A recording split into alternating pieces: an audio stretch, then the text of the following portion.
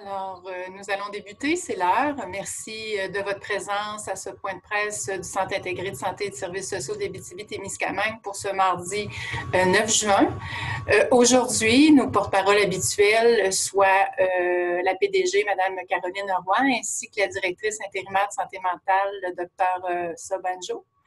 Elles vont nous livrer des messages et ensuite nous allons procéder à la période des questions. Alors, Mme Roy.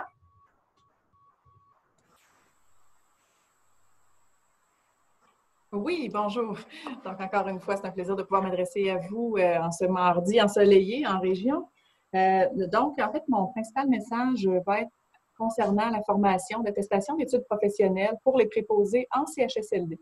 Vous le savez, le 2 juin dernier, le premier ministre, M. Legault, a annoncé cette formation-là, puis on attendait un peu plus de précision, notamment quelles seraient les modalités pour les candidats ou les personnes intéressées au Québec à pouvoir s'inscrire à une telle formation, puis combien on pourrait avoir de candidats là, par région et comment ça pourrait finalement répondre à notre besoin, que je vous avais déjà identifié là, entre 100 et 150 préposés assez facilement là, qui seraient nécessaires pour pourvoir à nos besoins en CHSLD. Donc, ça me fait plaisir de vous confirmer que c'est tout près de 800 personnes qui se sont inscrites à la formation en attestation d'études professionnelles pour être préposées en CHSLD au sein de notre région.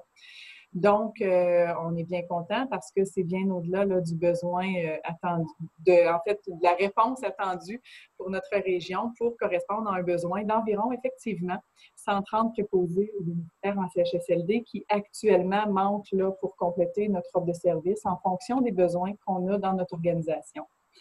Présentement, la période d'inscription, elle est terminée. Donc, les gens avaient jusqu'à vendredi dernier pour pouvoir s'inscrire au site et faire la démarche par la suite, à la fois avec le Centre de formation professionnelle qui est notre commission scolaire Aricana ici en région, qui va offrir ce programme-là aux candidats. Puis, une sélection également qui se complète par notre organisation, le Centre intégré, pour s'assurer que les gens sont bien admissibles au programme en fonction des critères du Centre de formation professionnelle, mais également qu'ils correspondent au profil attendu pour être préposés en CHSLD au sein de notre organisation.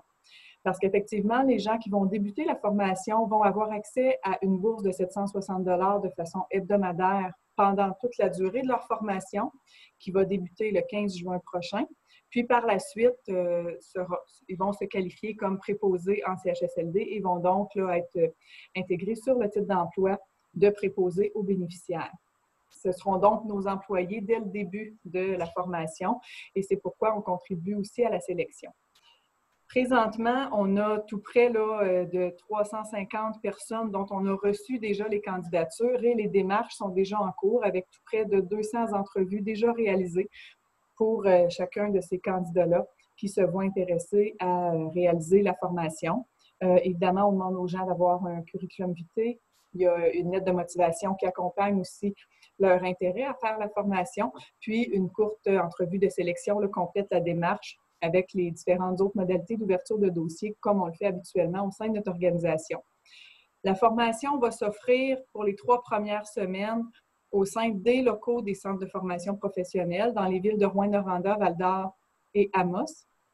Mais par la suite, nous, on va intégrer ces gens-là dans les CHSLD de l'ensemble des territoires de MRC, donc à la fois pour le territoire d'Abitibi-Ouest et au Témiscamingue, vont pouvoir bénéficier de nouvelles ressources comme CHSLD, comme préposés en CHSLD en formation.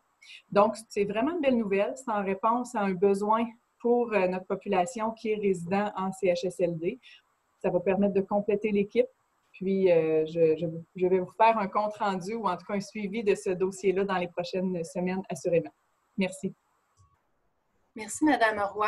On m'informe que j'ai présenté Dr Sobanjo comme directrice intérimaire en santé mentale. Toutes mes excuses, directrice intérimaire de santé publique. Les vacances s'en viennent. Alors, c'est à vous, Dr Sobanjo. Oui, bonjour. En effet, merci, Mme Godin. Oui, bonjour tout le monde. Encore une fois, un plaisir d'être ici avec vous. Et encore, surtout parce que j'ai de bonnes nouvelles pour vous, étant que nous n'avons eu aucun nouveau cas déclaré dans les dernières 24 heures. Donc, nos données démon inchangées, c'est-à-dire nous avons 168 cas confirmés depuis le début de la pandémie ici en Abitibi-Témiscamingue. Également, nous avons 161 personnes rétablies. Nous déplorons toujours 4 décès, mais actuellement, en région, nous n'avons aucune personne hospitalisée atteinte avec la COVID. Également, j'imagine que vous avez bien eu des nouvelles que maintenant, les rassemblements à l'intérieur, à partir du 15 juin en région, les rassemblements à l'intérieur vont être permis comme c'est à l'extérieur.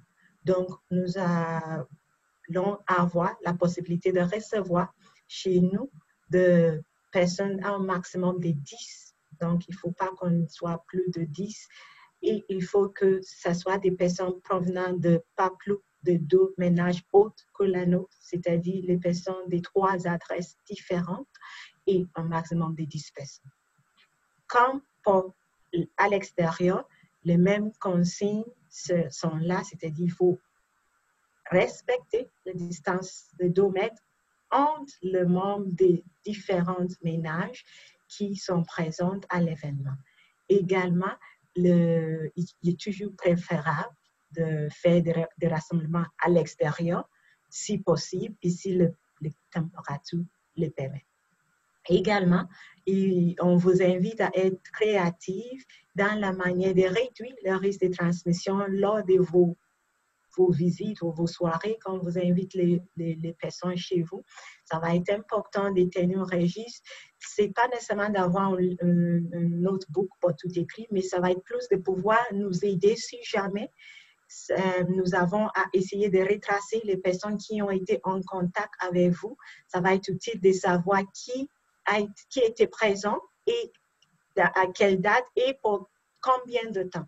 Ça va nous aider à mieux cibler les contacts étroits selon les risques d'exposition. Si jamais on a une déclaration d'un cas relié à un de ces événements. Une autre chose qui sera importante, c'est de s'assurer que lors de ces activités de rassemblement à l'intérieur, ça va être important de, si possible, réserver une salle de bain spécifique pour les visiteurs qui va être nettoyée de façon plus fréquente et aussi les surfaces qui sont touchées fréquemment comme le poignet de porte, les interrupteurs, de les nettoyer plus fréquemment également. Une autre chose qui sera importante, c'est lorsqu'on fait des soupers ou des dîners ou partage des repas, c'est important de pouvoir prévoir de vaisselle ou de places séparées pour chaque famille. L'idée étant toujours de diminuer le partage où qu'on touche les mêmes ustensiles, le même surface, jusqu'en gardant toujours l'idée que si jamais il y a quelqu'un qui est atteint avec le virus et qui ne le sait pas, s'il l'a sous ses mains et il touche quelque chose et quelqu'un d'autre le touche, ça augmente le risque d'une transmission. Donc, toutes les consignes se tournent autour de cette idée, le principe de transmission du virus actuel. Une autre chose qui est importante à se rappeler, c'est que les gens qui ont des symptômes, même si c'est des symptômes légers, sont priés de rester chez eux et de ne pas participer à ce type de rassemblement. Même s'ils pensent que ce n'est pas grave, mais c'est toujours prudent lorsqu'on a des moindres symptômes de rester chez nous et de ne pas participer à des rassemblements. Une autre chose qui est importante de se rappeler est que ceux qui sont plus à risque, donc ceux qui sont vulnérables, qui sont soit des personnes plus âgées ou des personnes qui ont une maladie chronique ou qui sont immunosupprimées, on a prié d'être plus prudents lorsqu'ils prennent des choix ou des décisions de participer à ces types d'activités. Pour ce qui concerne des activités dans le secteur de restauration, les consignes et les recommandations ont été élaborées et donc ils auront tout ce qu'il faut ou qu'ils auront besoin afin de pouvoir respecter ou mettre en place les mesures nécessaires pour respecter les règles en vigueur actuellement. On sait que à partir de la semaine prochaine également, nous aurons la possibilité, encore une fois, de participer ou d'aller à un restaurant tout en respectant les consignes. Donc, les terrasses vont être ouvertes, les salles à manger dans les restaurants vont être ouverts, les salles à manger aussi dans les centres d'achat vont être ouvertes. On va s'assurer d'aménager ces lieux pour confirmer et pour pouvoir respecter les consignes de distanciation physique qui sera nécessaire et aussi de s'assurer que le nettoyage après chaque utilisation va être en place pour que les populations qui vont, les consommateurs qui vont utiliser ces services vont être protégés contre la COVID. Donc, encore une fois aussi, je tiens à remercier le média et les journalistes parce que vous avez été avec nous depuis le début et vous êtes toujours avec nous parce que je sais que ça a été très important le rôle que vous avez joué tout au cours de la crise ici en région et même maintenant encore avec le plan de déconfinement. Donc, c'est apprécié vos efforts et c'est apprécié également les efforts des citoyens de notre région qui ont bien respecté et qui continuent à les faire. Et on sait qu'on fait confiance que vous allez continuer à les faire même avec les autres assouplissements des mesures qui vont venir au cours des prochaines semaines. Merci.